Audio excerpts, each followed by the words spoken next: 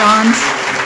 Yeah, Go hello. ahead. Thank you, Superintendent and board members, for allowing us to speak tonight. My name is Laura Johns. My daughter, Susan Epinobi, attends Eustis High School, is in the 9th grade. She came to me, I've known about the opt-out movement for quite some time. I'm good friends with the founders of the organization. We've talked about this over the past couple of years, and my daughter wasn't comfortable with it in the past. But this year she came to me a couple days before the test, and she told me that she wanted to opt out. And I looked at her and I said, okay, if that's really what you want to do, I'm going to support you. I'm going to tell you exactly what you have to do, because this takes some courage on your part as well. This isn't something I can do for you.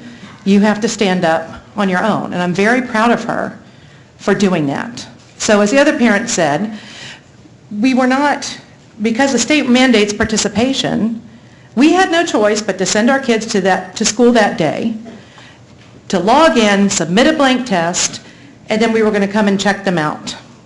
I had heard the day before about a parent calling 911 at an Orange County school, and I was like, well, that's not going to happen at this school. So I showed up at 8:30 to check my daughter out, and I was told, not only by the assistant principal there, the school resource officer as well, that they were under no obligation to get my child because they were in testing. I looked at them and I said, okay, you're an officer of the law. I want you to point to me what statute you're saying. Where in Florida law is it written that you can detain my child? Unless there's a lockdown or unless I don't have custody or there's some issue, I want you to show me. Met with silence and just outright refusal. I informed them then that what I definitely know that what they were doing was not legal. I said, this is false imprisonment. You cannot keep my child when I am here to check her out legally. I was again met with refusal. The assistant principal called the principal, who was also informed them, do not let her child go. At that point, and I remained calm, I was not confrontational with anybody. I said, well, I respectfully disagree with your position on this. I'm going to step out and make a couple phone calls. That was when I called a friend of mine who got an attorney on the phone, and I went back in and said, I have an attorney on the phone. Would you like to speak with him? I was told, no, I'm not speaking. The attorney advised me to ask at that point what the reason was that they were not releasing my child. The assistant principal looked at me and said, because the principal told me not to.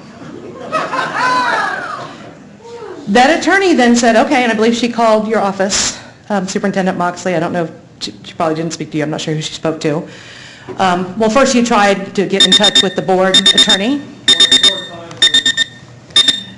Then that wasn't possible because there's a private attorney, difficult to get in touch with. She called the superintendent's office. I understand your office. Called the principal, and it wasn't within a couple minutes that she was at the campus. And I got a text from the attorney saying your child should be released soon. This process took close to 2 hours. You need to wrap it up, please.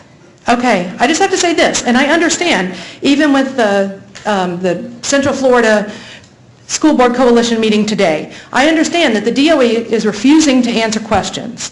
I know that districts have asked the DOE how to handle these NR2s, and they are not getting any answers. But yet there are other county and other school boards that are doing the right thing, like Seminole County, and who have advised. But I would like to really demand here today that at a bare minimum, that every principal and school resource officer is informed unequivocally through the board that they cannot detain our children. Okay, thank you. Thank you.